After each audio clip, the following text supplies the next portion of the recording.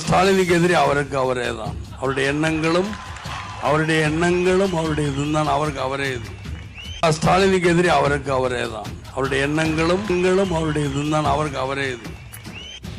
கலைஞர் செஞ்சுட்டார், கலைஞர் சொல்லிட்டார். கலைஞர் என்ன பண்ணிட்டாரு? கலைஞர்கள் நான் மரியாதை கொடுத்தா கலைஞர் என்ன கலைஞர் என்ன பண்ணாரு? இந்த தமிழ்நாட்டை அடமானம் தான் வச்சார்.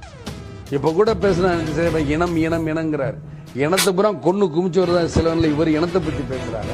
எதுவுமே இல்லாத இந்த ஆட்சி என்னையா வெக்கக்கேடான ஒரு ஆட்சி. நீங்க தேமுதிக தலைவர் விஜயகாந்த் அவர்கள் முன்னதாக திமுக அரசு குறித்து விமர்சித்து பேசிய காணொளி தற்போது இணையத்தில் பரவி வருகிறது.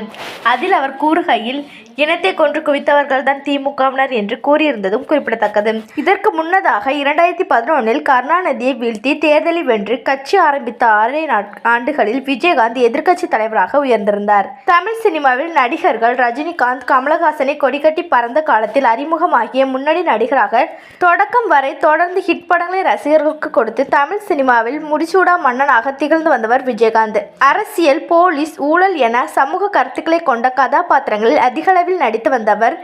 இதன் காரணமாகவே அரசியல் கட்சி தலைவருக்கு இணையான ரசிகர்கள் ஆதரவு விஜயகாந்துக்கு கிடைத்தது.